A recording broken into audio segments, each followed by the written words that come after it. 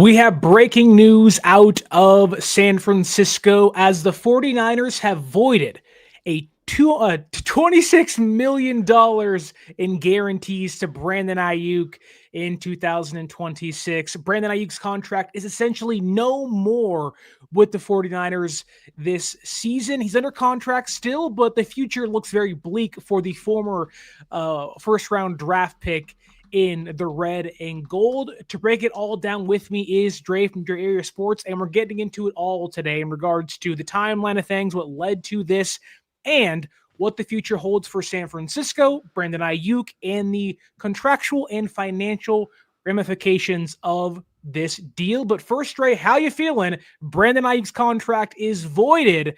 How does that make you feel? I think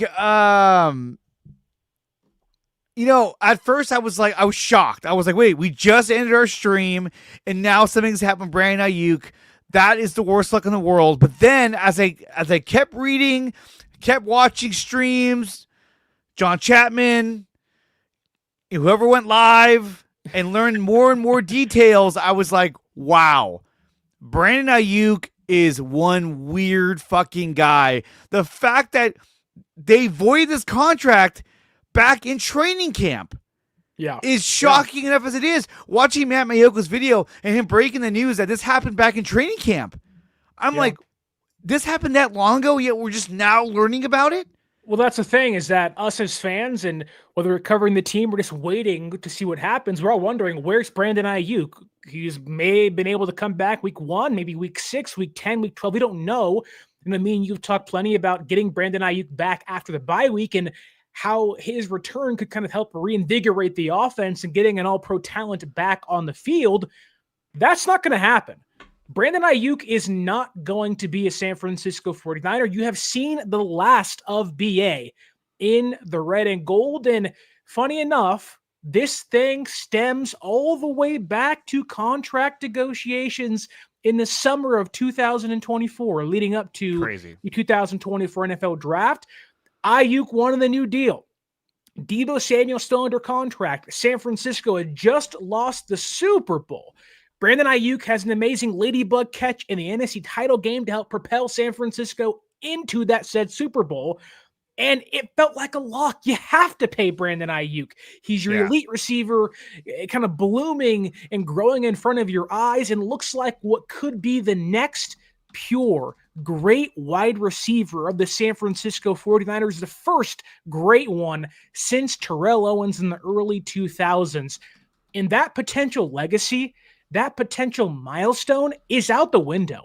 Brandon Aiyuk is not going to don the red and gold ever again. He's not going to come back this season.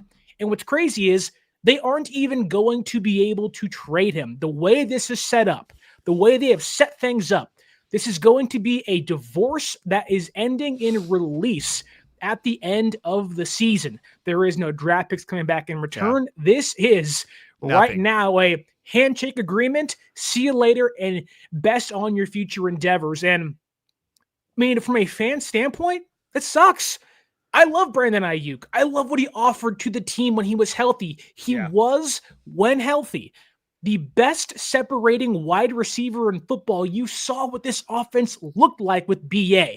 Yeah. But dare I say, Dre, this may be the best news of the season without the NFC wildcard picture in place. This is phenomenal news for San Francisco. I really think so, because look, I mean, they were locked up under his contract. It was a bad contract. It was an awful contract that was costing the Niners a ton of money. And the fact that they even agreed to this contract sounds crazy. It just sounds crazy. I know the whole story about how, Shanahan was talking to Brandon Aiyuk. Brandon Aiyuk's like, yeah, you know what? I think I'll sign the contract. Wait, and he goes upstairs. Hey, he wants to resign. I don't think he went in and said, guys, stop. I think he went in and said, hey, he wants to sign. He wants to sign right now. What? And it's almost like they didn't even have the contract ready. They're like, okay, what do you want in the contract? Well, how about wait, a little bit of a little bit of that. Okay, So it wasn't I think you should leave. Stop. I'm doing something. He was like, oh, okay, we can add that too. Yeah. Because this contract made 0 sense. Financially, it made no sense. It seemed like a contract where after 2 years, you were going to try to restructure the contract. That's what it Yeah. seemed like, based on how much money was being guaranteed to him, especially after next season. So, from a financial standpoint, I am stoked they got this deal done in terms of voiding this deal and saving the Niners a ton of cap money. I heard I heard somewhere, and I could be wrong. No, I have it right here. I have it right here. San Francisco is how off the much hook are for- they saving? Because I've heard $84 million, but I don't know if that was true. They are saving, and they're off the hook for $25 million in 2026. That's a lot of money. That's $26 million. That's another receiver. That's only in 2026. But, in total, for the rest of his contract, they are off the hook for an $85 million. And see, this is what I don't get. If you are Brandon Aiyuk and you're trying to get your career back, you're trying to get back on the field, why would you agree to say, hey, look, I'll forfeit my contract, void my contract, I'm not going to show up, void all my guarantees, I just want to be a free agent. To me, this makes zero sense. It makes no sense from a financial and from a player standpoint. Why would you ever want to do this? Were you that eager to go join Jaden Daniels and the Commanders for a 1-year contract? Well, no one's going to give this guy a 4-year deal. Nobody's going to give him a 4-year deal. I'm sorry. That's what's so confusing about this, because Brandon Aiyuk is, from what we can tell right now, not cleared to play. Now, he can think he's cleared to play. He can think he's going to come back and play. We don't know, but right now he's not cleared to play. San Francisco seems reluctant to activate him, whether it's because they want to avoid the risk of an injury and avoid the risk of having to deal with the contract stuff going forward. I don't know. But right now he can't play. And if you're a player that wants out of a situation during and in the midst of recovery of injury, would you not want to maintain the guaranteed money in your deal? Would you not want to guarantee yourself some sort of a financial recuperation, even if you're not playing? Yeah. And he's not doing that. You'd want something. That's confusing here. And I think it all goes back to, and I think kind of diving into the nitty-gritty here, is that, like I said earlier, this all goes back to last offseason when they were starting negotiations with Brandon Aiyuk. Before the draft, they were getting trade offers before the draft for him. Teams were calling. Teams were asking, hey, what are you willing to accept in return for Brandon Aiyuk? And San Francisco said, nope, we're not doing it. Nope, we're not doing it. We want to bring Brandon Aiyuk back. And it all made sense. However, they waited and they sat on their hands, and the contract went up from $26 million to $28 million per year to $30 million per year, which is where it ended. This is equally, maybe not equally, but this is a bad look on San Francisco's end.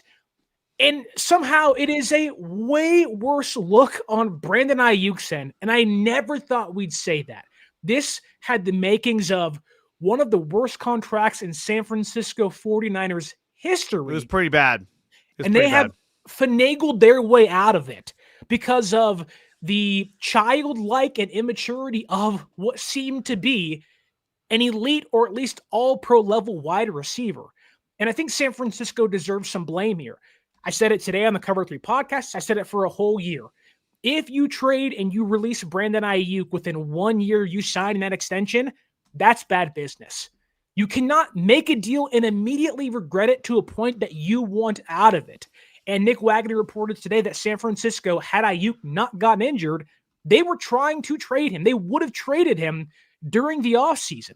That's a terrible look for San Francisco's front office. But why would you sign him to a contract and immediately go, oh, man, this was a bad contract. We got to get out of this thing. It's kind of like, well, why'd you do it in the first place? Exactly. I want to know what the trade was to Pittsburgh, the one that they were working on. It was reportedly, according to Mike Silver of The Athletic, it was Brandon Aiyuk, which he signed off on, going to the Pittsburgh Steelers for a 2nd and 3rd round draft pick last year.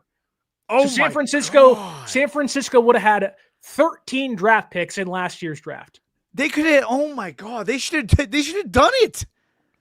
That's crazy. I mean, in retrospect, yes, and of course you weren't expecting you weren't expecting him to come back and play as bad as he did and get his knee blown out. I mean, right? Like you were expecting San Francisco to be relatively, or the Niners to be healthy, or at least Aiyuk to be healthy, and even if your team wasn't great, you're still going to have an elite receiver or a good receiver on the boundary playing your X spot in your offense. But it's crazy to think of how far the star of Brandon Aiyuk has fallen, because San Francisco deserves so much blame in this. The fact that they were already reluctant to make this deal and they signed it anyways, like they themselves shot themselves in the foot, sitting on their hands, waiting on the market to explode. Like San Francisco is not an innocent party in this, and I do not want that to be forgotten, because Brandon Aiyuk looks so bad in the antics he's taken on over the last few months or so, and somehow San Francisco escapes kind of scot-free. We're getting all this money back, and we're going to go all in next year in 2027, and it's like, wow, you got lucky, because this was your own doing. You did this to yourself, and you got bailed out again. And with that said, I want to get into the Mike Silver article for a second, and hopefully you guys can see it on your screens on YouTube. You can see the big picture of BA there, staring you right in the eyes. But this is my thumbnail. This is via Diana Rossini and Mike Silver, and they said it point blank 15 months ago, wide receiver Brandon Aiyuk of the San Francisco 49ers signs his 4-year, $120 million extension, and now the two sides appear to be headed towards a divorce. It does sound like he's played his last game in San Francisco, according to Mike Silver. Although there are some people inside the organization that are hoping for a reconciliation, that seems unlikely. However, and things get really dirty with timelines and it gets really muddy, but according to Mike Silver, Aiyuk has failed to attend meetings and declined to participate in other team activities in recent months, leading to San Francisco being frustrated with the receiver's lack of communication. And we'll get into a little bit more here in a second, but I want to kind of dive into the timeline of the Aiyuk saga, because to me, that's like what's really important here. And I think it kind of paints a clearer picture as to what actually has happened in San Francisco. So Aiyuk last year wants a new deal. He wants a new deal. He wants to get paid. San Francisco, like they always do, sits back and is like, we'll do it when on our own time. And it's rarely ever worked out in their favor, right? You saw him this offseason pay Warner, Purdy, and Kittle fairly quickly because the Aiyuk deal backfired. Aiyuk then begins his holdout, his hold-in during the market exploding for wide receivers. He refuses to practice because he has quote-unquote neck soreness and back soreness, which then leads San Francisco to finally entertain actual trade offers from opposing teams. Aiyuk refuses deals to Cleveland and the Patriots. He says, no, I'm not going there. No, I'm not signing there. Unbelievable.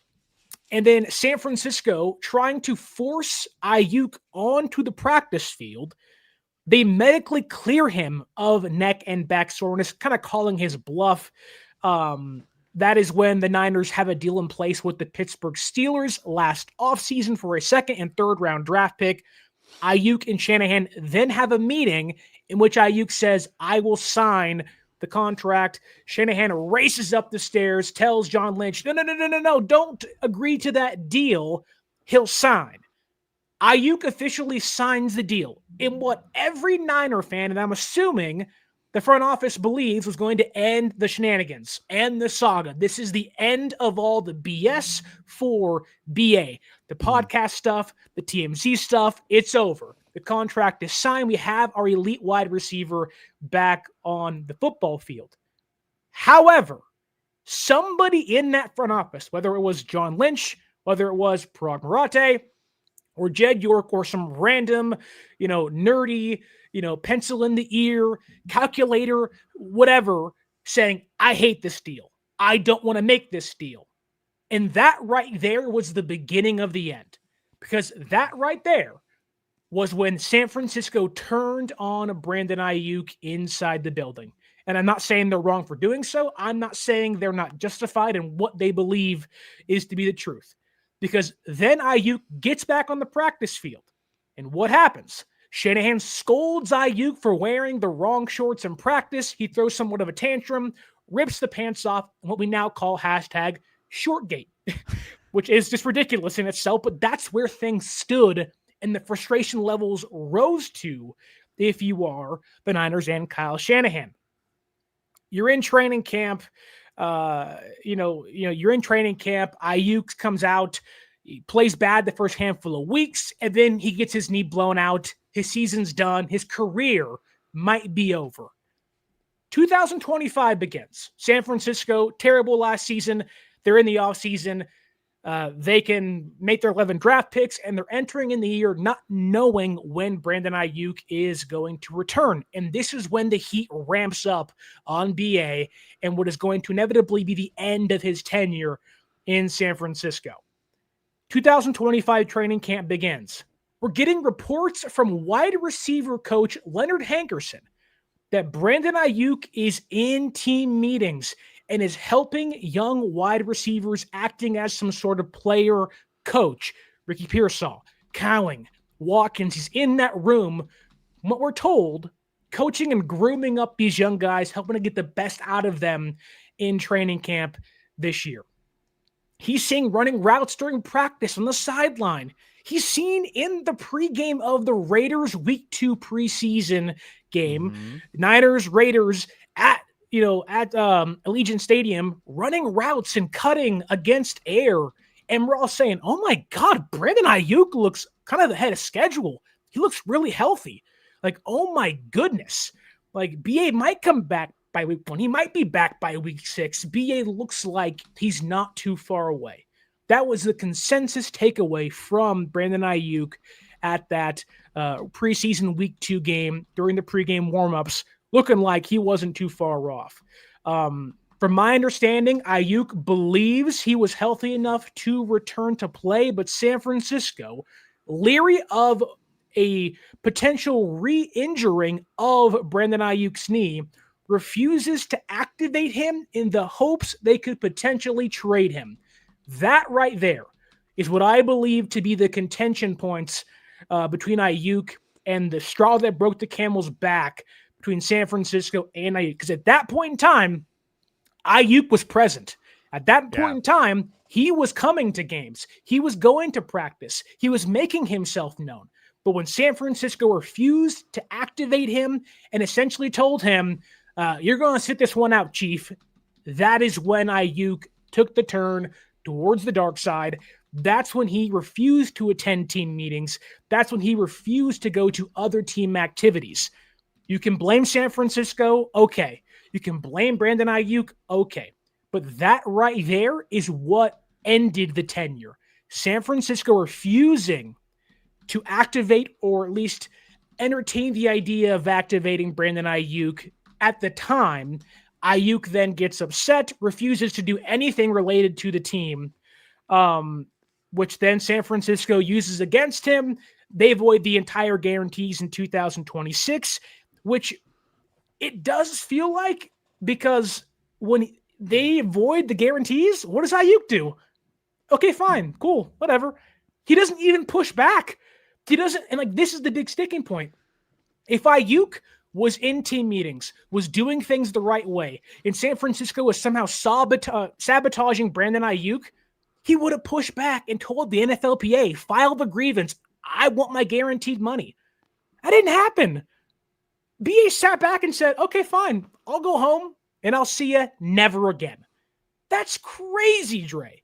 That is crazy. Aiyuk, he's admitting fault and saying, I'm good, losing money, wiping my guaranteed contract off the table as long as I can get away from you. It's like a divorce where the guy says, you can take the house, you can take the dog, you can take the kids, you can take the car.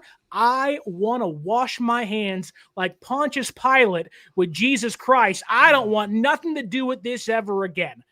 That never happens. Who does that? No, nobody does that. Nobody gives up money like that and just says, you know what? I'm going to take the high road and I'm going to bet on myself and I'm going to end up somewhere where I want to be. That's crazy. The only thing I can think of is that someone like Jaden Daniels was like, dude, if you're out there, we're going to come get you. I'll make sure they come and get you. There's some kind of reassurance that he's going to end up somewhere, that he's going to land on his feet. There's no way a player, anybody does this with no guarantees. Just a shot in the dark. Like, you know what? set me loose. I'll figure it out myself. Coming off of a catastrophic injury, it doesn't make any sense. And I've heard some say, well, maybe he's cooked. Maybe he really can't play anymore. Then he would have retired. You know what I mean? He wouldn't just say, I'm going to void my contract and get out of here. I firmly believe now, looking back at the draft, we saw how Shanahan and Lynch kept saying, well, the guy we wanted, he was out there. We almost made a trade to move up. And I'm glad we didn't because, we got a guy we wanted. But I firmly believe now they wanted to get Tet McMillan. I think that's the guy they wanted to get.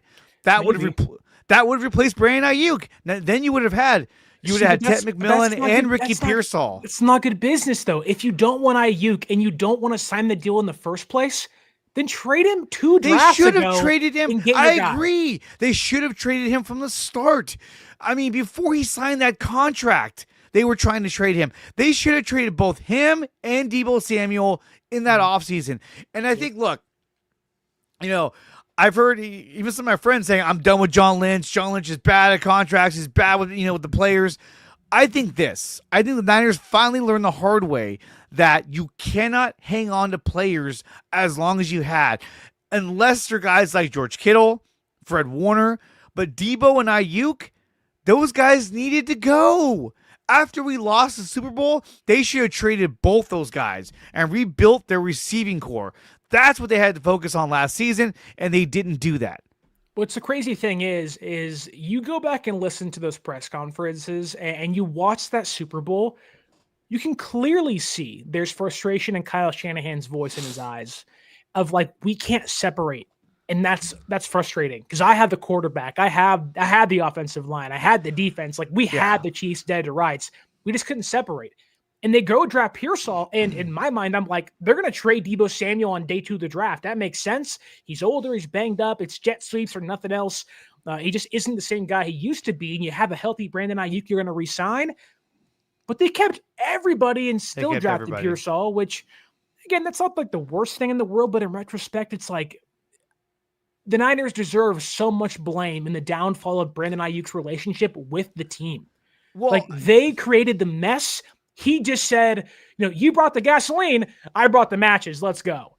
And this is both sides deserve blame in this. Now, Aiyuk has escalated that to a point where San Francisco can kind of sit back and say, whew, you bailed us out big time, brother. Thank you for acting the way you are. But it's crazy. It's almost like he was trying to do this as a good faith to the Niners because it's kind of like, who gives up that much money? He was just like, you know what? I don't get it. I don't get it. But that to me tells me that he has no leg to stand on with filing a grievance. He's not in meetings. He's not in required parts of the offseason and in-season programs. He's not at practices. But why would you do that though? Like why did he go that route and just completely just torpedo his contract? That's the really confusing part because you would expect somebody that is injured on the shelf that, okay, I want to make my guaranteed money while I rehab. And he'll do it this year for sure, but maybe next year, his entire mindset seems to be get me as far away from San Francisco as humanly possible. And you know what's nuts? Is that it's crazy for somebody to act that way after getting nearly everything they asked for. It's really weird. He wanted $30 million a year. Okay, they balked. Then they gave it to him. They have given in to Brandon Aiyuk at almost every step of the way. And yet he repays them, albeit in this case, kind of kindly in regards to freeing up some money. But it's like he repays them by saying, I don't want to be here anymore. Get me out of here. I think there is underlying tension still from the front office. He feels that from the way he acted, but also whoever go back to this past offseason, before the draft. Tim Kawakami kept reporting over and over and over again that the front office hates this contract. They hate this deal. They wish they never made it. How do you think Brandon Aiyuk is supposed to feel hearing that every single day for an offseason? Now, maybe he isn't paying attention. I wouldn't blame him. But when the front office tells you We agree to a contract. You sign the deal. You take a picture. Your wife is there. Your kids are there. And like, great, San Francisco is our new home or our home for the next 5 years or so. And the next day, it's like, God, what a mistake that was. It's like, oh, I thought it's like going on a first date thinking it's great. Like this is gonna be perfect. But here's next the day, thing, though. Your girl's like, that was terrible. Look, I get that, but if you're Brandon Aiyuk and you're hearing the Irish saying, "Oh," or you're hearing grumblings of like, "Oh, we shouldn't have signed a contract. That was a bad contract." If I'm Brandon Aiyuk, I'm like, guess what? You fucking signed it. That's your fucking fault. I'm here. I'm gonna play. That's your problem now. You agreed to it. Sorry, but then guess what? He got hurt. But even then, while he was hurt, it's like you're still under contract. You could have taken your time. You could have just reaped in all that money. But he didn't. By doing nothing but rehabbing. But working out what you already do. Why didn't he do that? And so it starts to make me wonder, like, is this something that's more of like a what do you call it?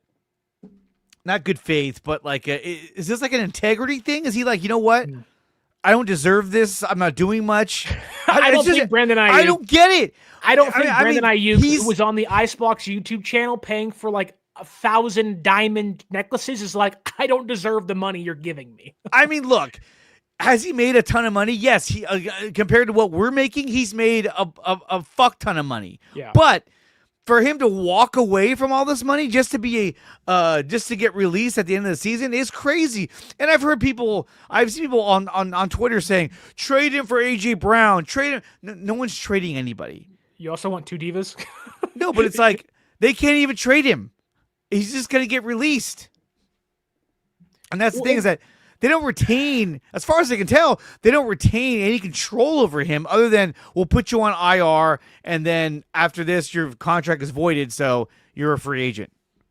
But that's the crazy thing, too, because, like, we're kind of getting to the point where it's almost as if he just wants out of San Francisco and will do anything to do it. Like, he'll do anything to get out of San Francisco, which kind of makes me think, if you want it out of San Francisco that bad, why did you say to Kyle, I'll sign the deal?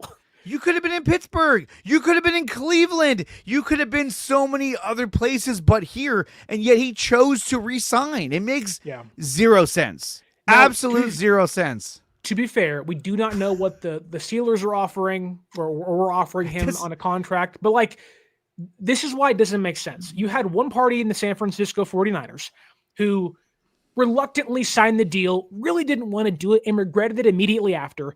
You have Brandon Aiyuk, who I don't know if he wanted out, but had outs to not be in San Francisco the last offseason, 2 off seasons ago, and could have been traded elsewhere, got what he wanted, and got paid by a different team, and been the number one elsewhere. And maybe he would have got hurt still. I don't know. But then in the span of 15 months, it's gotten to a point where both parties regret the deal. Both, like, it's like when your girlfriend and like you move in together and you go, oh, everything's great, and like you're like, oh my god, you're a slob, you're just disgusting, I can't do this anymore, and you're like, how did this relationship fall apart in 15 months?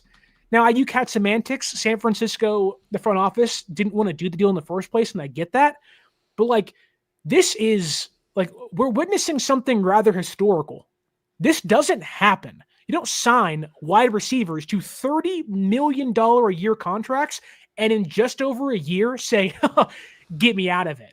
Like, that doesn't happen usually. But like, I mean, he literally set the stage for them to be able to avoid his contract by not attending these team meetings and these team, not activities, but they're activities. It's fine. Team activities. He literally set himself up for that. What's up, McMallow? He set himself up for that. So it's kind of weird. Like, if you look at it that way, it's like he essentially self-sabotaged his contract. And that's what I was going to say. Yeah. Is like his girlfriend or wife, or are they like, yeah, good idea? Or are they like, what are you doing right now? Like, and like, you don't want to put blame on somebody else that doesn't seem to be involved in this. Like, I don't know Brandon Ayuk's girlfriend or wife. No, I don't. Honestly, But I'm I just don't saying, even like care. anyone who's close to him would be like, bro, Yeah. what are you Well, doing? so that is, I think, the other part of this. Of while you can blame San Francisco for their doing and the way they handled themselves, especially after the deal was signed, whoever is advising Brandon Ayuk, he needs to fire them immediately. If it's his agent, which funny enough, his agent is like best friends with John Lynch. That doesn't make any sense. Yeah. Why this He thing was fell like in his apart that wedding. fast. Like it just doesn't like correlations are like this should have been perfect. This deal should have made sense from everybody. But whoever's advising Brandon Ayuk, if it's his agent, if it's TJ Houshmandzadeh, his wide receiver veteran mentor, I don't know. Whoever it may be, like he needs to get away from them as soon as possible because they just told him to get rid of essentially all the guaranteed money on the contract you work hard for in the middle of recovering from not one, not two, but 3 torn knee ligaments in an offseason in which once you're released, you're not getting more than $15 million. Now, to us, that's a lot of money. But to a receiver like Brandon Aiyuk, who is going to be 28 when the offseason ends next year, like, you don't think that guy views himself like you want to be in a 1-year prove-it deal? At that point, you're just Odell Beckham Jr. playing for 1-year contracts over and over again because you keep tearing your ACL. You don't want to be that. You have a legacy you had in San Francisco. You had money on the table that can help set your family up, your wife up, your kid up, their kid up for generations. And now, look, he has plenty of money, who we're talking about here, but this is a destructive mindset from Brandon Aiyuk, who walks away from $85 million because you don't want to play someplace. It You're doesn't not make getting any sense. $85 million ever again, buddy. I'm sorry. And Even I love BA. most people would have said, or most players would have said, okay, I'm in a rehab. I'm going to come back at the end of the season and play. And then after the season, I'm going to request a trade. Yes. And that's the common practice, not void my contract so I can be a free agent and sign for less money somewhere else. I'm telling you right now, nobody's going to offer him 4 years, $120 million. No one's going to do that. Nobody. It's And, just, and the fact that it's been voided since training camp, that was months ago. So you're telling me for months he's been coming into the facility, working out before people get there. When players start to arrive, he's leaving. Hey, yo, what's up? And he leaves. Like, dude, what?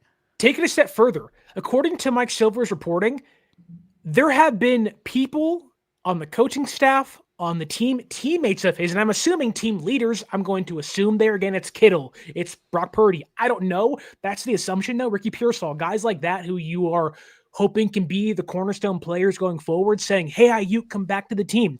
They're wanting to bring him back into the fold and be a part of the roster at practices and whatnot again. And he's refusing to even respond to their text messages. Like, it just, I don't know. None of this makes any sense. None of it makes any sense. And I'm going to use a pretty bad comparison here, and it's not to compare it 1v1. That's really unfair. But this really is as close, like this is the biggest self-sabotaging I can remember since like Le'Veon Bell and Antonio Brown. And Antonio Brown was far worse. Aiyuk is not that bad. And Antonio Brown has done far worse things after retiring that will not be said on the show here. But this is like, I'm going to hold out for a season Le'Veon Bell style, lose not 1 step, not 2 steps, but 3 steps and hope I can get banked by the Jets the next offseason. It doesn't make any sense, and then fall into a crater because you can't stay healthy. Like it just doesn't, things don't add up. It doesn't make any fucking sense. It doesn't. I mean, if you wanted out, you could have easily have said, hey, he could have went the same route and been like, hey, you know what? I don't feel right here. Well, just trade me. They could have traded him so many times. And yet. Well, that's the crazy part. And I hate to interrupt you, and I'll go ahead, I'll let you go. Go ahead. But you're talking about trading him. We just. Can I finish? Can I? Or are you going to interrupt me?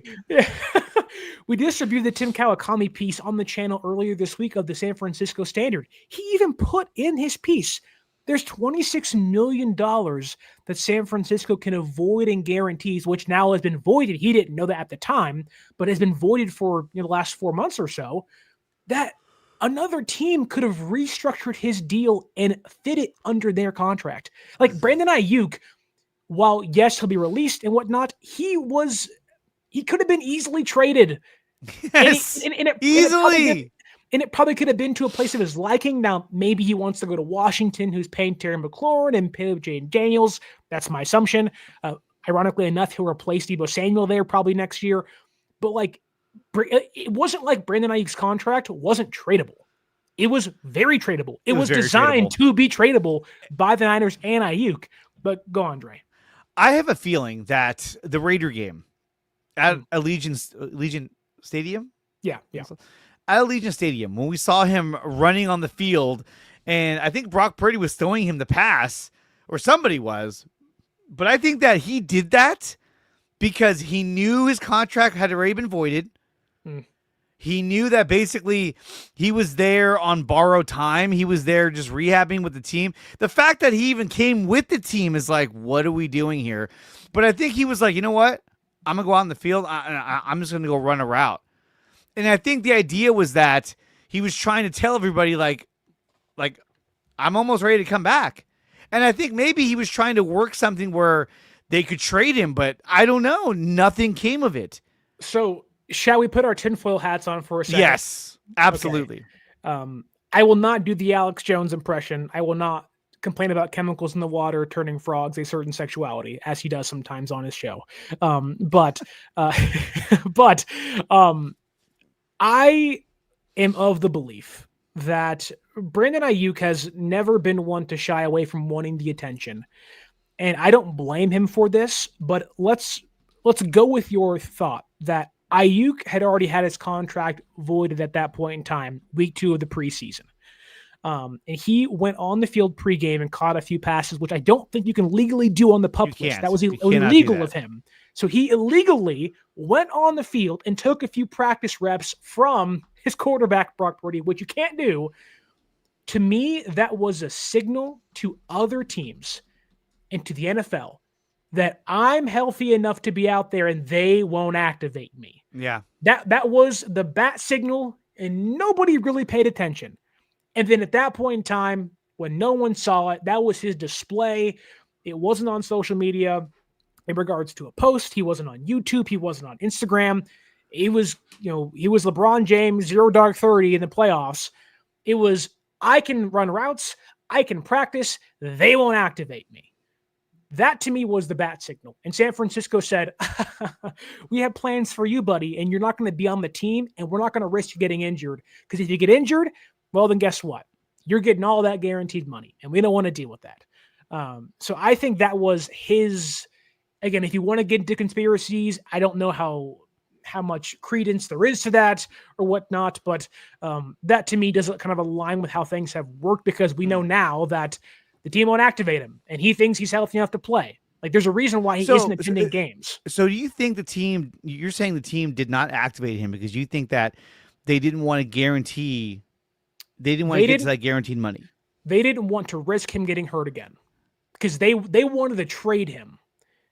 And then things happened, and then they voided the guarantees. But they voided the guarantees in training camp. They didn't even give the guy a chance to come back and get trade value. They were just like, no. I don't think they even wanted to risk him potentially raising trade value, because they knew if that knee has one tweak, just like Dre Greenlaw, albeit they didn't want to trade him, they wanted to bring him back. They knew if we have any chance of getting out of this deal, it's with Aiyuk off the field, whether it's voiding guarantees or maybe trading him for what we can get for him in the offseason. So by voiding his contract, yeah. I mean, obviously they knew this was coming. Yeah. And I guess if you look at their behavior and what they were doing with their money and their players and contracts. So, I mean, they knew early on before the season started that Brandon Aiyuk was going to be off the books. Yeah. But they let him still attend at the facility. They let him rehab there. Why? You would think they'd be like, hey, no, we're done. Just get lost. Well, I mean, there's one thing of we're going to avoid your stuff. There's one thing of, we're not going to give you guarantees for whatever reason that may have been, which it seems like to lead to a divorce of some sort. But it's different to say, hey, you can work out at a facility, you can rehab. And it was funny because Matt Mayoko today, which we love Matt. Matt's great. But on his YouTube channel, he talked about, the Niners are not, they aren't against the idea of Brandon Aiyuk coming back. And I was like, oh, buddy, I got a story to tell you. Yeah, I mean, he's not coming back for you, man. And I'm pretty sure under the CBA, they have to let Aiyuk train at the facility for free, essentially. So, okay, let's say that under the CBA, they have to, right? Yeah. And Aiyuk continued to show up there and use the facility when he could have just said, you know what? You voided my contract. I'm going to just go rehab on my own. I can afford it. I'm out of here. He's decided to stay there and use the training staff. And so I don't know, man. It's like that meme. Like, that meme of asking somebody Beetlejuice. Like, that meme where he's like, what are you doing? Me? Just hanging around. Yeah. It was like, that's what he was doing. I'm just hanging around, stretching my leg out. Because it just... That's like asking someone like, hey, do you want to work out at your high school gym or go play $10 for Planet Fitness? But that's like saying... high school gym. I know, but like that's like being at a job and you essentially get fired. But they're like, I mean, if you want to come back and hang out with the coworkers, you can. And he still came back and hung out with the coworkers at work. It's just like, dude, get out of here. Like, I mean, I guess if it's beneficial... But if it's beneficial for you to come back, I mean, maybe, but and work under the guise of team doctors and whatnot, like, I don't know, but like literally, he was at the facility, still is, and they all knew that his contract had been voided. He's no longer going to be a Niner after this season. Take it a step further. He's still showing up now in the mornings, not every day, but he's still coming to the facility in the mornings. That's crazy. That makes no sense. That's like breaking up with a girl and she shows up at your house in the morning before you wake up and makes coffee, then leaves. Like, what are we doing here? I know you're on the lease. Right. It's like, hey, we have a lease agreement here and I can't move out until it's over with. That's kind of the Brandon Aiyuk thing of like, I have to rent this space until the offseason when you can let me go. What a disaster of a situation this has turned out to be. Now look, I'm very excited the Niners just recouped $84 million of salary cap by voiding his contract. Over the next 3 years. Over the next 3 years. Now, here's the thing, though, is that, like we said before, Brandon Aiyuk set this all in motion. Brandon Aiyuk was the one that didn't attend team meetings, that didn't attend team activities. And was he keeping track of that? I don't know. But the Niners were keeping track of that. And at one point, they must have came to him and said, hey, if you do not change your act, then we're going to void your contract. Who knows? Who knows how it all came up? Or do they ambush him and say, hey, you didn't show up to this. You didn't. These are all the times you did not show up to these team activities and team meetings. Your contract is void. I think it's more along the lines of, we hate this deal, and the minute BA messes up, we're going to look for a reason to void it. And I don't know if that's corporate greed or but that's what I'm capitalist, saying. But like that feels like what happened. Do you think that BA was aware of it, or do you think that BA was caught off guard? Like, hey, by the way, you did this, you're void. Your contract's voided. I mean, obviously they went through his agent, and his agent was like, they just voided the contract. But you think if they did that, he would have made a huge stink about it. He would have been on social media like, oh, I'll be getting fucked over. Yeah, and then, but then that's the thing is though, like he can't do that because he's not coming to team meetings. That's why his contract got voided. It wasn't like it wasn't voided. Then he started missing meetings. No, he exactly. He was missing meetings. Then they voided it. And so he has no leg to stand on with the NFLPA or a grievance. What's crazy is that you started getting all these reports that, oh, he's been working with the young receivers. He's been like a coach for them. And it's just like, what? None of this stuff makes any sense. Nope. It's so conspiracy theory. Something happened in the preseason. That's the last time we actually saw him. That I'm telling you that preseason week 2 game against the Raiders is the last time we saw Brandon Aiyuk. Ask yourself whether you're at home watching on YouTube or listening on the audio podcasting platforms over the weekend, enjoying hopeful Monday Night Football, Niners-Panthers. What transpired between week 1 of the preseason and week 3 of the preseason? That's the last time you saw BA. That's the last time you saw BA. Like, why? Something transpired in between those dates. I will stand on my soapbox and say, I think the Niners told him, we are not going to activate you. Get over it. That made him angry, as it would for anybody, because he signed a deal. He's hurt, and I'm sure he wants to come back. And the minute they said, sorry, bud, sit this one out, he was like, fine, I'm not doing anything. Like, you're not even going to allow me to get healthy and maybe get back on the field. Fine, I don't play for you anymore. Void the guarantees. I don't care. We're not in a partnership.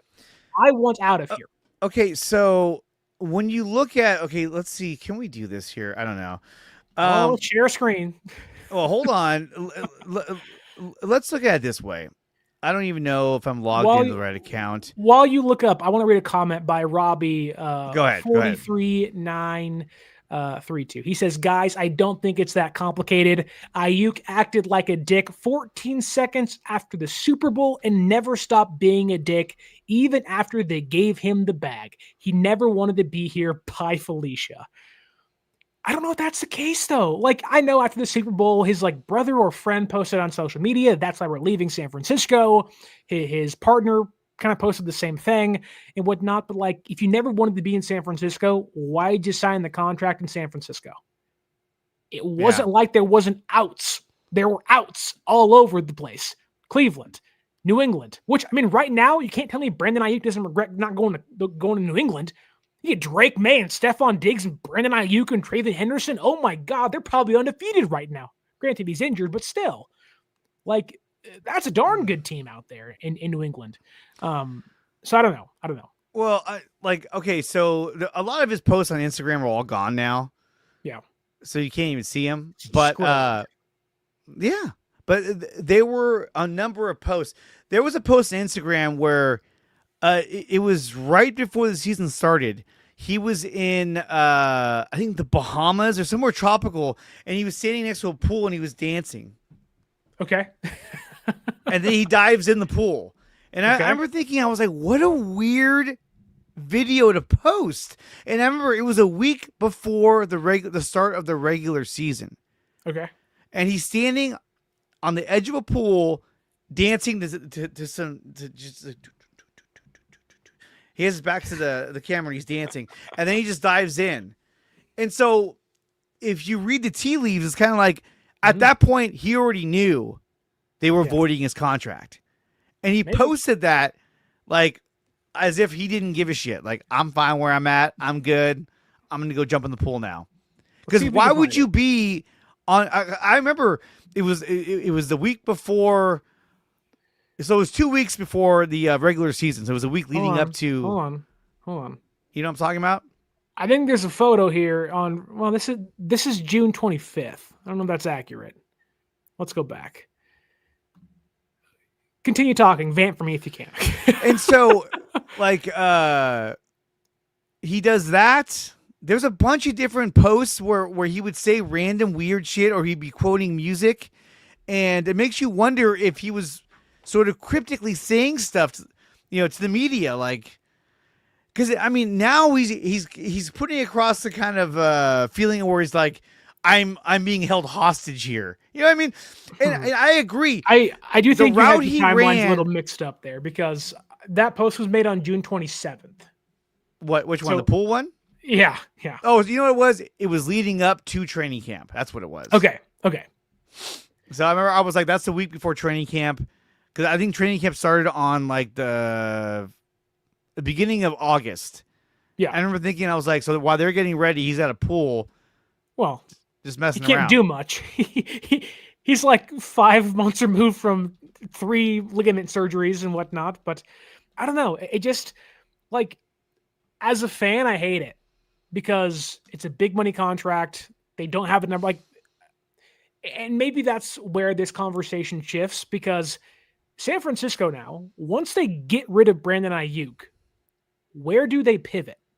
Because the odds would say Juwan Jennings probably isn't coming back either. And so you're left in that room, barring something insane happening, with Ricky Pearsall, who I like a lot, but he'd been out for a couple weeks this year and missed a lot of last season for obvious reasons, but hasn't really cemented himself as a legit number one wide receiver. Demarcus Robinson's there, who I think will be better with Brock Purdy playing quarterback, knowing he pushes the ball down the field. Then you have Jacob Cowing, who is as unproven can be. You have Jordan Watkins, who I do like a lot as a prospect, but again, hasn't proven much. That's 4 guys. Sky Moore is a punt returner. You don't need to bring him back. You may or may not re-sign Kendrick Bourne. Like, they're walking into next year with 4 wide receivers essentially under contract. Mm-hmm. And none of those guys are like legitimate number one wide receivers. And the guy that you would kind of peg to be the top dog in that room, being Pearsall, he's missed most of the last 2 seasons with a bullet wound and a jacked up knee. Now, I think you'll see Pearsall blossom at the end of year 2, like the end of year 1, but like, where does San Francisco pivot? And I'm going to go on a limb here. That first round draft pick, it's going to be a wide receiver. Yeah, absolutely. First round draft pick has to be a receiver. And I haven't done any of my research yet on any of the draft picks coming up, but I can guarantee you it's going to be a receiver. It has to be. You want to get a first round receiver to complement Ricky Pearsall, and they're both coming in at cheap. You're not paying them a ton of money because Pearsall's on his 3rd year.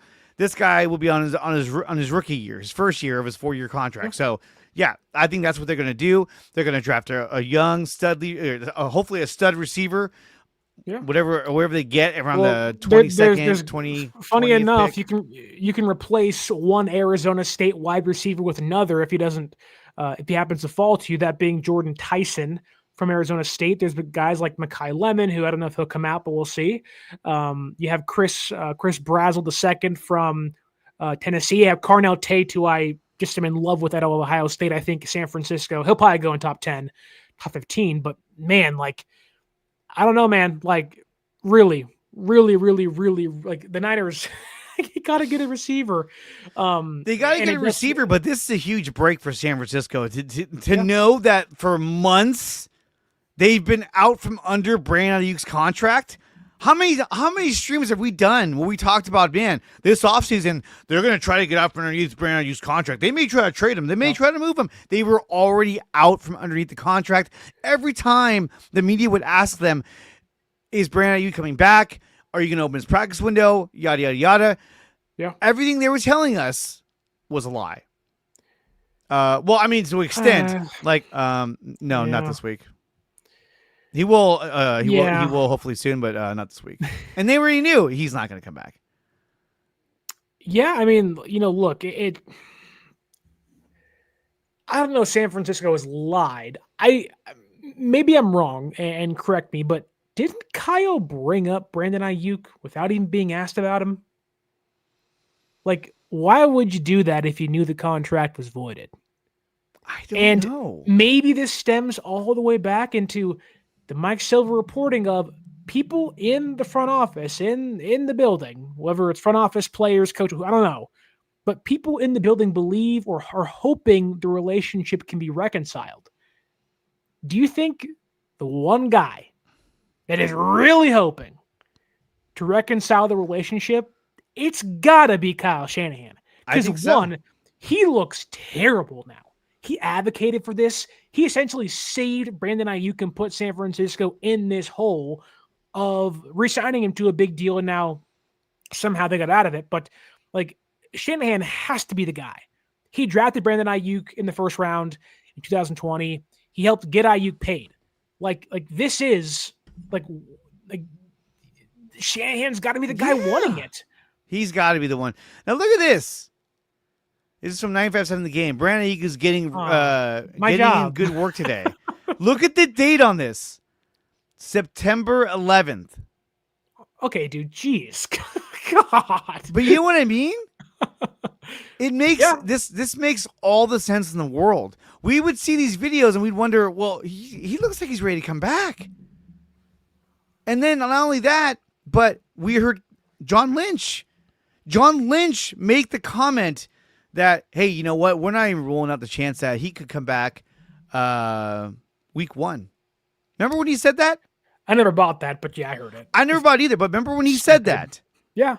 He did say that. And I think when you look at what Aiyuk was doing on September 11th, you could argue he may have been able to come back much earlier than we first thought. Now, I'm not saying week 1, but I think they saw the progress he was making. And then something happened. Something went down where they said, you know what? We're done. And maybe it was, I mean, it has to be a legitimate reason. Like the non-attending the meetings and team activities, those have to be documented and be legitimate reasons for them to be able to do that. Otherwise, they're going to lose that in court. Yeah, I mean, it just makes it pretty much. Did John Lynch say Aiyuk could be back by week 1? I think somebody had asked him. That was Mayoko. No, I remember him saying it. I remember they asked him, because there was a report that he could come back by week 1, and I think Mayoko. I think they may have asked him, said, "Hey, what do you say to reports that? Hey, we're not ruling that out." But okay. It was something to that extent. So it was like, wait a minute, what? But look, at the end of the day, that jogging isn't really an indication. Well, he's still making cuts, but I mean, don't get into a Grant Cohn, Ricky Pearsall shooting hoop situation here. No, I don't know about that. I'm just saying, like, when you start connecting the dots and learning now that his contract was voided. Yeah. And he was literally doing these reps, doing this jogging, out there with them early on because he was trying to rehab, knowing that his contract was already voided. It's actually really sad to know that, like, all this while we're watching this thinking like, oh, he might come back. This is going to be great. I can't wait for him to come back. He was never going to come back. The Niners knew that. He knew that. And neither one of them, neither side decided to share that information whatsoever. If they would have shared that early on, that would have changed everything. He would have got traded. Not during the year. No, not during the year. You don't think so? No. The contract I don't think was tradable this year.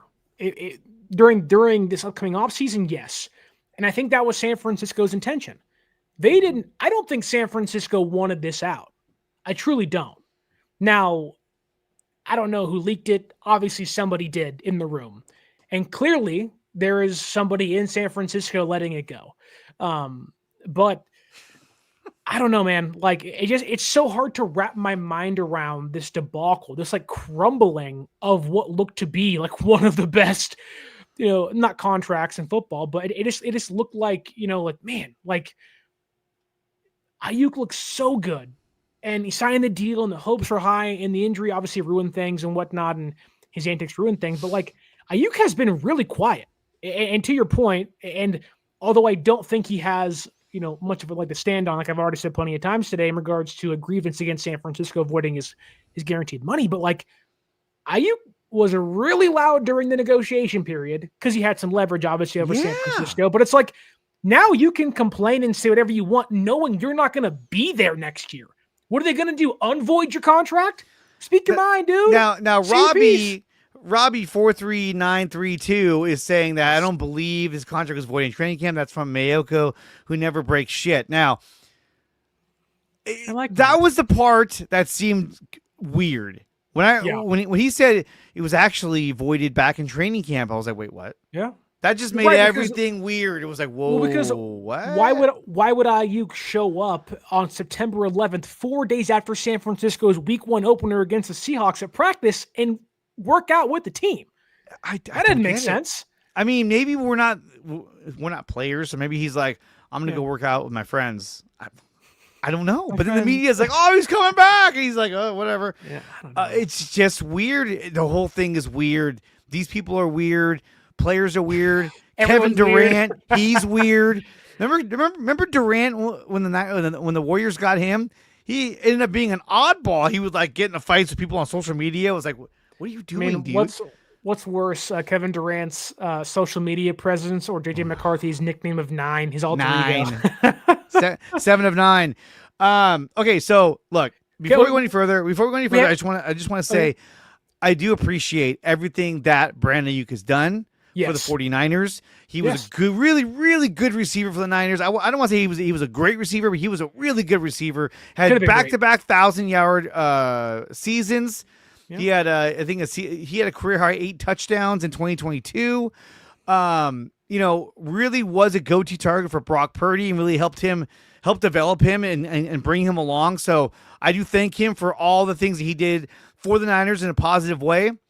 But the moment the Super Bowl ended, it just never felt the same. That when he finally came back to the field, it didn't feel the same. It just felt like he was lost. And then he got hurt, and now we're here. And Is this another example of money going to people's head? I think so. But like, so you can say that in regards to the negotiations of the initial contract, but like then he's giving up all the money afterwards. But that's the thing, is that I think like he's undoing the contract basically. The antics and negotiations, I think all of that got to him, and then him coming back, him dropping the touchdown that Brock Purdy threw a dime against the Jets week one? against the Jets. I think that play. What's that? It was a tough play. He was diving. It was a tough play, but there was so much built up to that moment that if he would have caught that, everyone would have been like, dude, next coming of Jerry Rice. This guy's amazing. No, he dropped it. And then it seemed like that got into his head. Fans started, turning against him. Fans started talking shit about his production. Yeah. And I think all of that kind of snowballed for this guy. And I think the money and the pressure and the fame kind of got to him. And then his knee got blown out. And then came all the talk about they really don't want this contract. They really want to get out from this contract. You got people like us saying, they're probably going to trade him. I think they should trade him. They should probably trade him. And I think all of that just really, really got to him. And it caused him to just be or just show a really weird side of himself. And I think that, sometimes when guys get money and fame and they just act differently, and certain guys, act like they always have. I mean, but even like guys like Deebo Samuel, you saw him start to trip out last season. Well, that was going to be my next question, is that the Niners have signed 2 wide receivers to big money deals. Neither has panned out. Deebo Samuel didn't work. I know he had a big 2021, and that wasn't when he was under contract yet. They've given 2 guys big deals. Deebo Samuel had hits and misses, had a really bad final year of that deal in San Francisco, that being 2024, led to his release, or his trade, to the Washington Commanders. And Aiyuk didn't even last 8 games, and you're never going to see him again. Yeah. Like, do you think that this, because you've seen San Francisco, whether right or wrong, have like emotional, like their minds will change after being burnt too many times. You saw it with the defensive line. You've seen it with draft picks, other things too.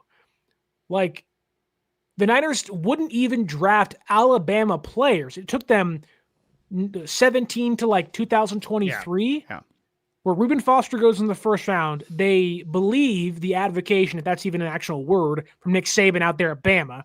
They draft Reuben Foster. That dude's committing DV all over the place. He did not, he gets cut after a few years. They don't draft another Crimson Tide player until 2023. I think it was Cam Lawton. Now, that didn't work out in its own right, but still. No.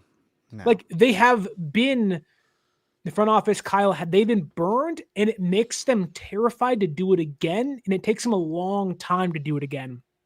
I do wonder that this may almost scare them away from signing, which in this case, probably Juwan Jennings and maybe even Ricky Pearsall, to big contracts in the future. Like, I think you may see Kyle almost go to we're going to draft the first-time wide receiver, the next couple seasons, and just not sign any of these guys to big-name deals. Like, I don't think that's not, like, that to me feels like a possibility, that they've been burned twice, and they're not going to do it. Why are you laughing? I'll show you. I don't think they will do this again. I think when Pearsall's contract is up, they'll just say goodbye. If you don't sign for what we want, then we'll take draft pick compensation and we'll find somebody else. And that's barring Pearsall winning a massive record-setting contract. Yeah. Like, No, if he doesn't get that, then whatever. This is what I was laughing at. This is like the three-headed contract monster of Bay Area sports. Not Tom Murphy. Tom Murphy, the guy they signed who never even played. Man. Wow. Kuminga and Brandon Aiyuk. Oh my God. True. It's true, man. It's the three-headed monster where it's like, oh my gosh. Okay, so let me ask you this. Now that we know that Brandon Aiyuk is gone, right? Yeah. He's not going to be coming back. He's not going to play the final few games of the season. Why on earth would he do that at this point? There is no point. Imagine if you, for Matt Aiyuk, we even say he may come back. He runs out with the American flag, Aaron Rodgers. Why would he come back? Why would he risk injury and be like, yeah, I want to play and show that I still got it? No, at this point. He should run out donning the Rob Lowe NFL shield cap. Like, yes. No Niners logos on, just the NFL shield, NFL flag. No, like. So we know he's gone now. Affiliate. We know that Brandon Aiyuk will be gone. He will not be here next season. Likely to be released at the end of the NFL season. Yeah. I do believe that they will draft a receiver because they want, or if not in the first round, in the second round, because they want their next receiver to be on a rookie contract and I think, playable from day one. Yes, and to be fair, Ricky Pearsall was playable on day one. That was why they drafted him, because he was a polished, ready to go plug and play receiver until he got shot. Nobody could have predicted that. I mean, come on. We've talked a little bit about where he may end up. We said Washington. I've seen others say the Rams. I've seen others say the Cardinals. I don't say that either. I think he has to go somewhere where he's not. Well, I guess I could see the Rams in a sense where he's there because he's the number 2 option. He's not the number 1 option because, I mean, frankly, how can he can't go somewhere expecting to be the number 1 option after not playing for basically a year and a half. There's no way. Why would the Rams sign Brandon Aiyuk when they still have Puka Nacua and Devontae Adams? No, that's what I'm saying. Like, he would be a role player. He's the third option. The third option. The third option. So I think that, obviously Deebo Samuel won't be back with Washington. They'd be crazy to re-sign that guy. He could go there with Jaden Daniels. Jaden Daniels could vouch for him. And who knows, giving up all this fucking money, he might say, hey, I'll sign a 1-year deal. I don't care. But, okay, so that right there, though, like, and this may be what this is all about. The way that Aiyuk is so willing to let go of the guaranteed money, I think he still believes he can be a number 1 wide receiver somewhere. And I think he believes that he doesn't have to hit the field to prove to somebody else he can get big money. Now, I think his next contract will be an incentive-based deal. If he plays great, here's big money, and we can kind of revisit things as the year progresses in 2026 with his new team. But, like, I think he's okay letting go of money because he believes he'll get paid another big contract somewhere else. Like, that to me feels like what BA believes. And you want to bet on yourself? Fine. I'm not going to lie. I think it's a big gamble. It's probably not going to pay off. No. Like the Commanders aren't paying him big money. They just paid McLaurin big money. Yeah. That defense is in shambles. They're terrible. That whole team is in shambles. Now, and then you got Jaden Daniels, who got his arm turned backwards. It was like, Yeah. And somehow his season isn't over, which, thankfully for him. Miami, as my Uncle Ponch says, Miami could be a spot. But they're paying Hill and they're paying Waddle. So, well, that's the thing. Wherever he goes, he's not going to be paid top dollar. Yeah. So he's going somewhere on a prove-it contract. I can't see another NFL team giving him anything more than a 2-year deal. Hear me out here. Oh, go ahead. Okay. What if Kubiak in Seattle leaves for Buffalo? Because they're going to fire Sean McDermott if they don't go to the Super Bowl. They're going to fire McDermott. If they don't, they're idiots and they should. What if Kubiak from Seattle goes to Buffalo as their head coach? Keon Coleman is a disaster. He's a healthy scratch. He's missing team meetings. They need a wide receiver big time.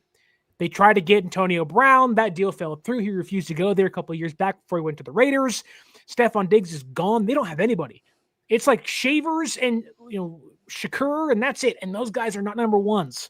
What if Brandon Aiyuk and Josh Allen team up? What if, and hear me out here, it wouldn't be the first time this happens. What if Brandon Aiyuk joins Patrick Mahomes in Kansas City? I mean, it could be Like, because that's a those feel team. really likely. That's a team that would be like, "Hey, we'll give you a 1-year deal," and he'd probably be like, "All right, let's go." Because there's certain teams that you would accept a 1-year prove-it deal when you Yeah. know you have a shot at the postseason and a Super Bowl.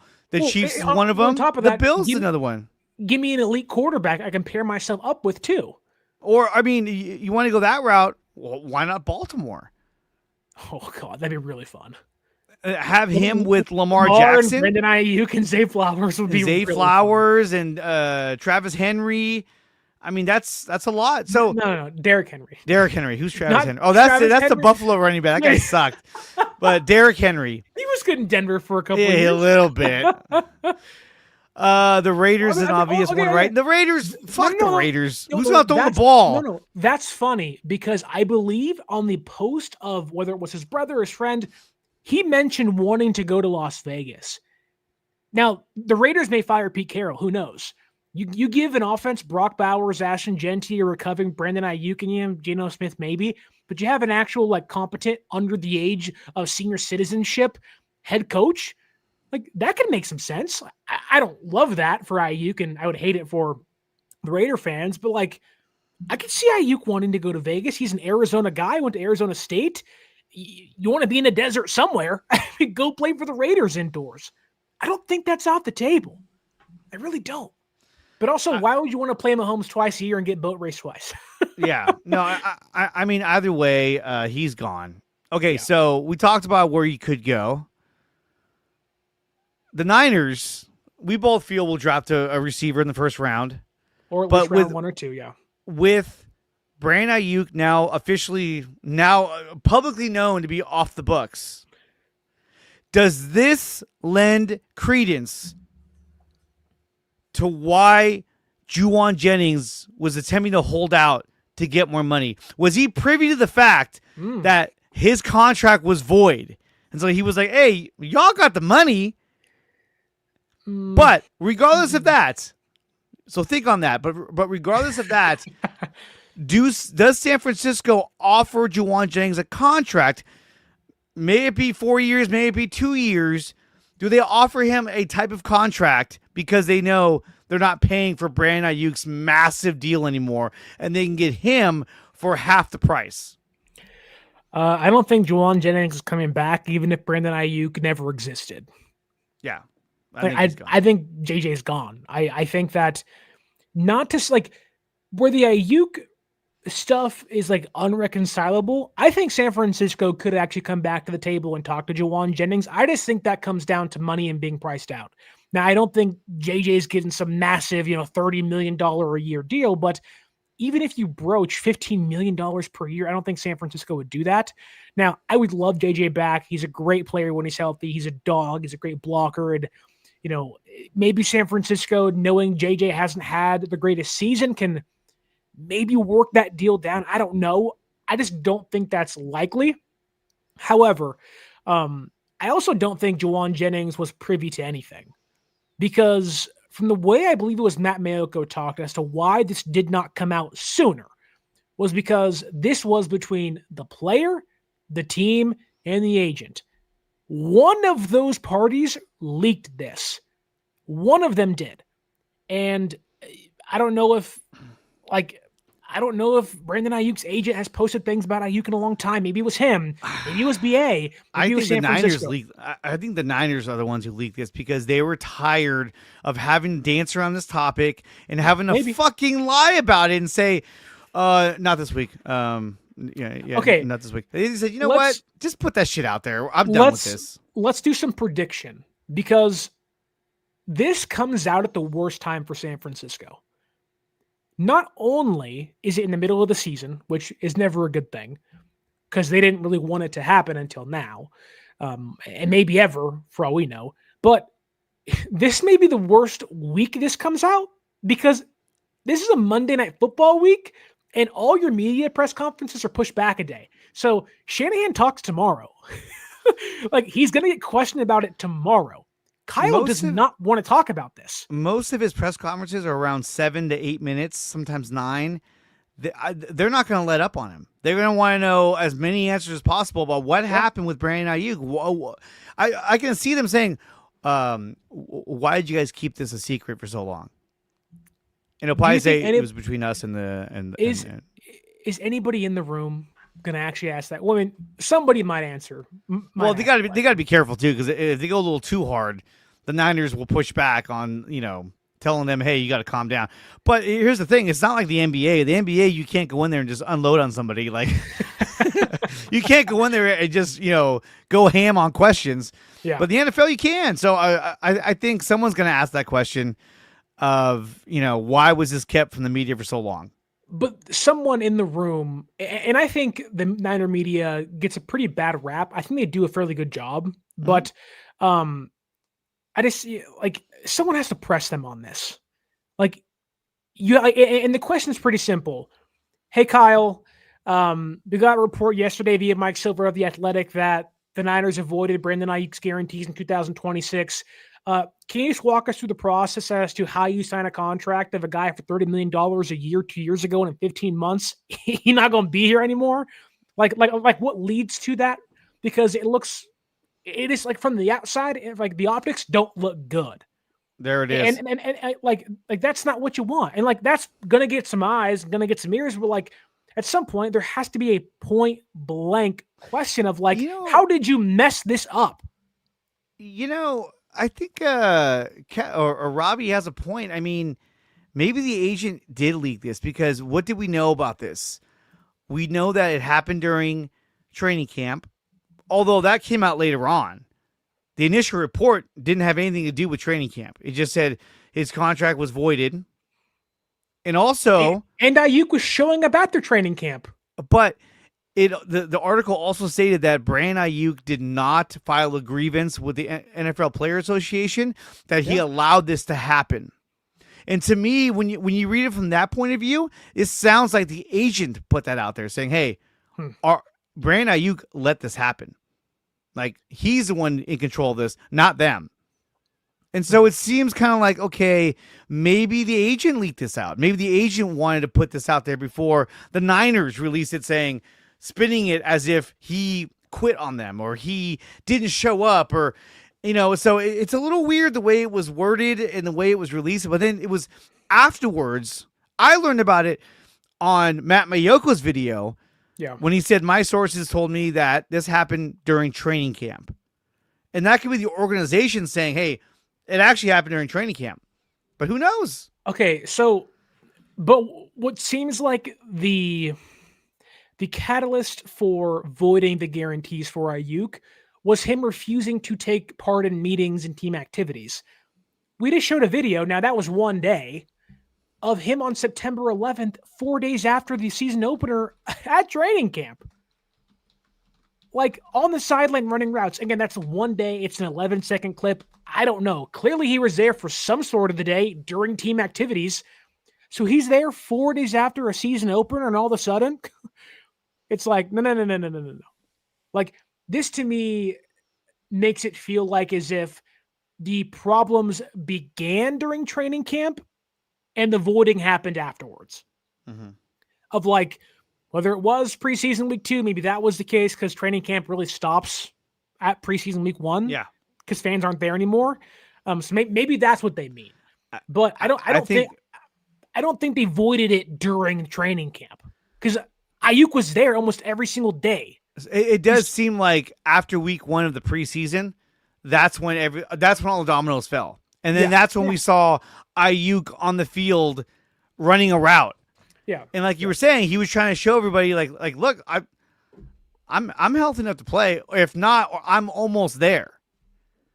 And they had no intention of ever playing him this season. And Kyle Chipto's right.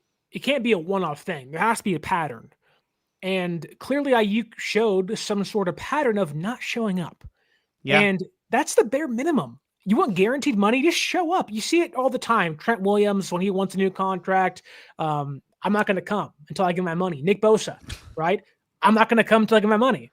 And like you see those guys lose some money, the Niners quote unquote find them to get to, hopefully getting them to return. But like, I don't know. It just like, it's not hard to fathom how they got there. It's just like, how do you let it get this far? I do want to kind of take things in a circle for a second, hit the reverse, ghost ride your whip somewhere. Now we're getting kind of cringy. I'm sorry, but like this, like the Aiyuk contract in itself, like the initial signing of the extension, $30 million a year, 4 years, $120 million, a crap load of guarantees. I don't know if fans realize, albeit it may not be like the direct reason, but it certainly feels like the catalyst for the need to have the reset season. Like, yeah, there's dead cap money, and yes, so much goes into that. It's not just Brandon Aiyuk, but if San Francisco never signs the Aiyuk extension, do they actually have to have a reset season this year? No. I don't think so. No. Like and they've gotten a ton of that money back. They've gotten a bunch of it back. And to me, this is a win for San Francisco. He obviously didn't want to be here anymore. Brandon Aiyuk wanted to go somewhere else. How they came to the decision of, okay, we're going to avoid your contract because you screwed up on these, on not showing up to this, that, and the other thing, I don't know. But the Niners struck gold with this in recouping over the next 3 years $85 million, saving $26 million next season, and not having to pay Brandon Aiyuk. That frees up so much room on the salary cap. So now the question is, with the money that they've saved from Brandon Aiyuk going into this offseason, what does San Francisco do with that money? Now, look, most people would say, well, if you save money, you save it and put it in savings. When you're an organization like the Niners, you got to spend that money, baby. Like, you got to bring somebody in here. And I think the Niners are going to go out. Do you think they will go out and get a defensive player or another offensive player? Or will they just spread the money around to different areas? Well, it's a good point, and I'll look up the impending free agents next year. Let's see who's out there. San Francisco actually wants to spend some big money, or, theoretically, I know a lot of, like, I hate to get there, but you really want Trey Hendrickson. There you go. You read my mind. I was thinking that too. I was like, man, I'd be like, how much do you want, buddy? Now, I don't think 26 big ones. I don't think they'll actually make that deal. I don't think Trey Hendrickson's coming to San Francisco, but Joey Bosa's been healthy. He's a free agent after the season. Maybe you finally bring him to San Francisco, I believe. Maybe you go out there and you bring maybe you go out and bring somebody else back. I don't know. Like there isn't too many guys. Now, you can't forget that San Francisco is trying to maintain holdover cap, hence why they didn't pay for a big guy at the trade deadline on top of wanting to get rid of their picks. Like, this could, while yes, make them eager to spend more, which you hope that's the case for a team trying to reopen the window. But on top of that, they could also say, whoa, we can make a profit now, whereas we couldn't do that before. Because you're paying Purdy's contract and McCaffrey's contract and Bosa's contract, all those things escalate in the next couple of seasons. They can now be, yes, more equipped to go into free agency and buy, but also maybe more reluctant now knowing that millionaires can make some more money because I use contracts off the book. And I would hate that. Maybe you go out there and, like I say, pay for Trey Hendrickson. Maybe you go out there and buy Kyle Pitts. I don't see him spending back-to-back years. Kyle Pitts would be cool, but I don't see him spending 2 years right now, on tight ends. The amount of reports and attention the Niners put on Trey Hendrickson, I would not be shocked if they went out and got him and retained Bryce Huff, even though they might say goodbye, Bryce Huff. But let's say they retained him. He's been too good. They've retained Bryce Huff. They got Michael Williams. They have CJ West. They have Alfred Collins, and they're getting back Nick Bosa. And now you go into the draft and you go, okay, we know with our first round, second round, we're probably going to draft a receiver, one of those two picks.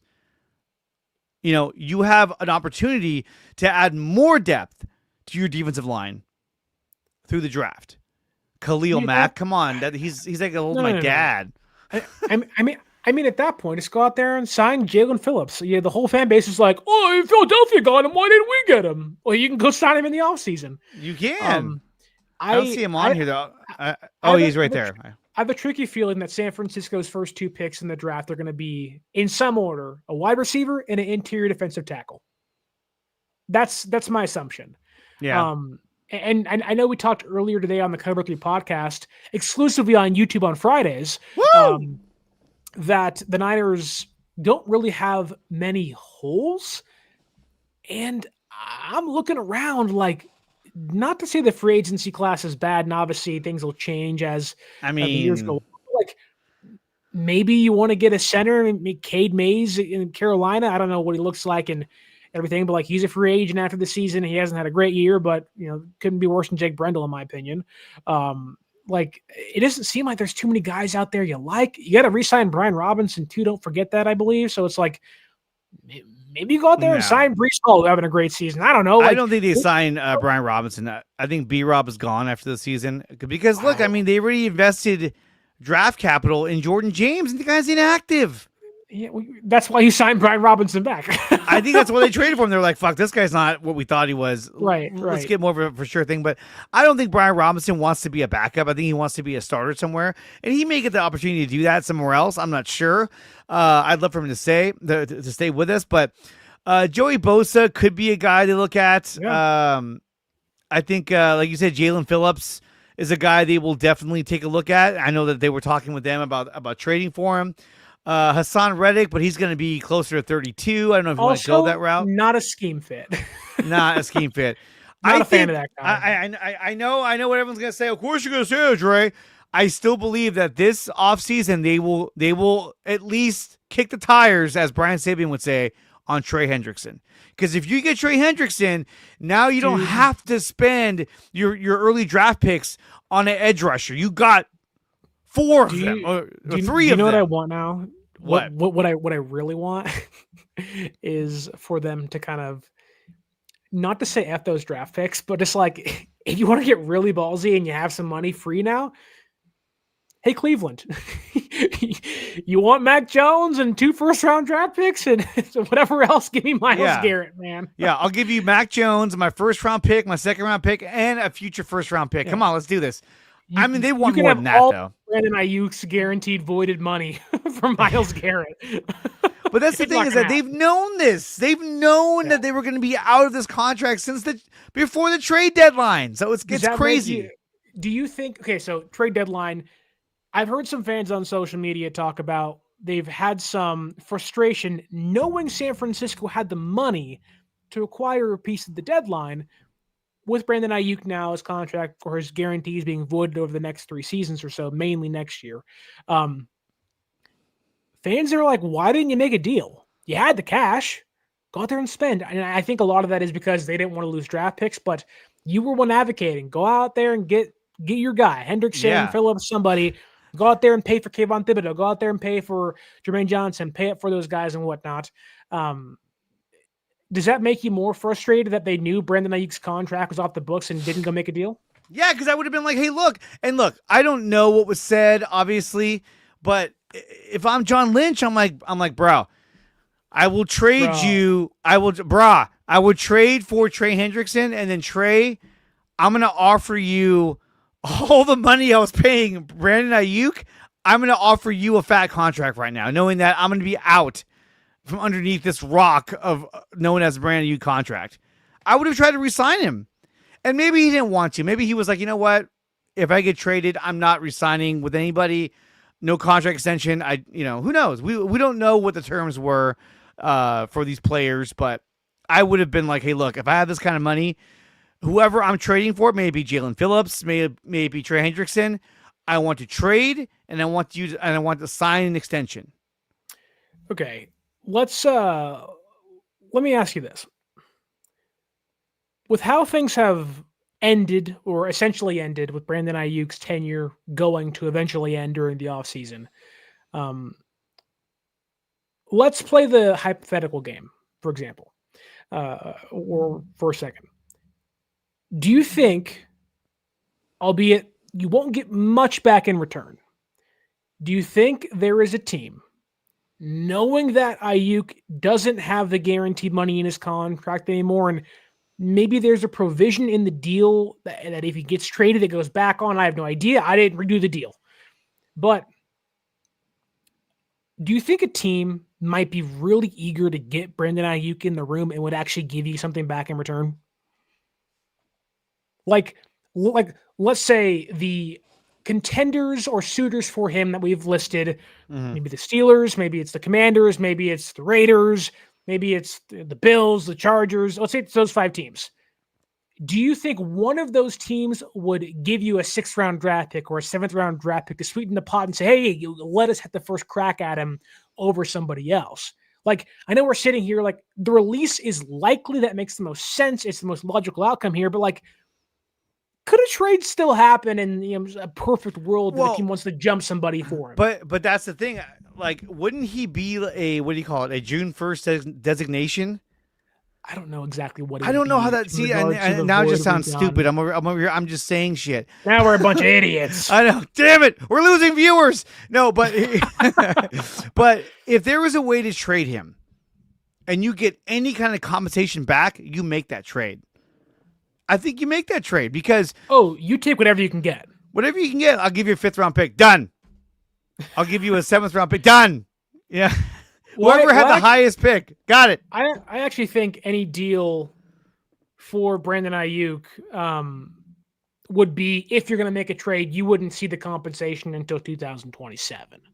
Yeah, but how does that work if his contract is void? What are you trading? Just the rights to the player? I'm not a contract guy. I'm not sure how that works. The contract is not void. The guarantees are void. That's the difference. So nothing is guaranteed. He's under contract for the next 4 years. It's just not guaranteed. So, but yeah, that means that we're not paying him for the next 4 years, or just not paying him the guaranteed money. We're still paying him some money. There's always some wrinkles involved in there. You are paying Aiyuk still in some form or fashion, whether you trade him or release him anyways. It's just you're kind of freeing yourself from the need to guarantee the contract or the money to him. But like, that's wild, I think about it and like, that's so wild. Like, but if I'm the Bills and I want to maximize Josh Allen's window and I don't want to pay big money for a wide receiver, why wouldn't you give up a 6th round draft pick in 2027 for Brandon Aiyuk and just see if it works out? Yeah. I would do it in a heartbeat. Like, I would do it the minute the season's over. Okay, here, take it. Like, why wouldn't you do that deal? I think if that is a possibility, I think they definitely would, because we had the same situation with Deebo Samuel. Remember, he was still under contract, but they traded him to the Commanders. Yeah. And I bet you Deebo thought, they get the first crack at trying to re-sign me, and they're like, we're just going to make you play out the rest of your contract. And now he's been hurt more than half the year and off and on, and he hasn't really produced much. Fumbled the ball, or he dropped the ball after it bounced off his head. I'm pretty sure Deebo Samuel's gone after this season. So, yeah, I would still lean towards Aiyuk replacing Deebo Samuel in Washington. I also don't think that, like, what's crazy is, like, Aiyuk has no leverage now. Nothing. Like, if Aiyuk was getting paid big money, he'd have some leverage in some aspects. But, like, they can just trade him. And I don't think Aiyuk has a full no trade clause, but they can just trade him anywhere and be like, F it. Like, just no, like, we don't have any connection to you. You don't want to play here. Mike Silver even said Aiyuk does not want to ever play for the 49ers again. It's like, trade him anywhere. Good riddance, brother. You threw a fit. You didn't go to team meetings. Yeah, San Francisco blew it in some aspects, but it's like, you're acting like a child. Like, Brandon Aiyuk has acted like a child for almost over a year. Like, give me a 7th round draft pick and go play with Shedeur Sanders in Cleveland. Goodbye. Like, goodbye. Goodbye. Just see you later. And we'll see what happens with San Francisco and the Brandon Aiyuk saga. There still might be one last page to turn, which is, are they still able to trade him this offseason? If not, sayonara. Thanks for the memories. And thanks for letting us save all that money. Yeah, it certainly does suck. Dre, I'll ask you one last question and we'll dip out of here on a Friday night. Who looks worse, Ayuk or the 49ers? Brandon Aiyuk, Okay. without a doubt. Okay. Because most people would say, why would you turn down all that money? Yeah. Why wouldn't you use that as leverage? Why wouldn't you ask for a trade? Why wouldn't you try to come back and showcase your talents? And why weren't you attending team meetings? What the fuck is going on? To me, is it dumb on the Niners for signing him to that contract? Yeah, but a lot of teams sign players to bad contracts. But for the player to do what he did doesn't make any sense. It doesn't look very intelligent on what he did. So I would say it's on him. I would concur, and I would agree with you. I think San Francisco's silver lining is they have learned from the botched Brandon Aiyuk deal. Does it suck to lose BA? And the last remnants of his tenure is simply him getting his knee destroyed.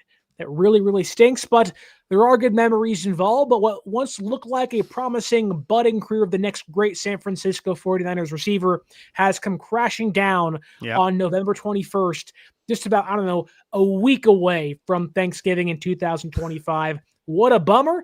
But in some aspects, what a great gift for San Francisco to kick off the holiday season, saving some money and hopefully paying some free agents in the next couple of years. But we have dug deep under every rock, every hole. We have dug all the way through the Earth's core to find out what is happening and trying to understand every single piece and part of the Brandon Aiyuk saga.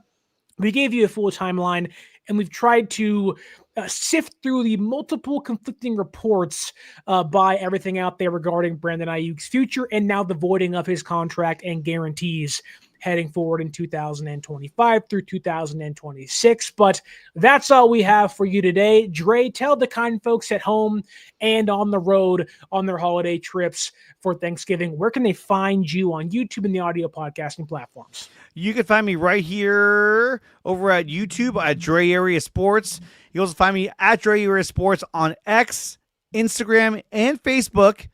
I have a Patreon set up, and if you want, just go to my website, which is dreareasports.com, and there are memberships available under the Dre Area Sports channel.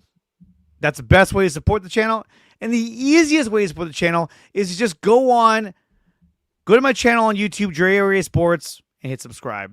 And I appreciate everyone who has subscribed and everyone who supports the channel, and that's where you can find me and all my content. I'll be live again tomorrow night with my good buddy Tyler LaRocca going over the same topic of Brandon Aiyuk and what it means for the San Francisco 49ers. Oh, it's great stuff from you, Drew. Great to have you on here on a Friday night. You can also follow us on social media at 49ers_access is the X, 49ers.access is the Instagram. You can use our promo code 49ersaccess, 49 ERSACCESS at SeatGeek.com and save yourself $20 off your first purchase. Although I can't refund your Brandon Aiyuk jersey, I can give you $20 off Niner tickets this season, and hopefully you can spend some money on your pops or your wife or your friends and get them out there to Levi Stadium to watch your 2025 San Francisco 49ers this year. That said, don't forget to like, share, subscribe, leave the 5-star audio podcast review, and as always, my name is Sterling Bennett.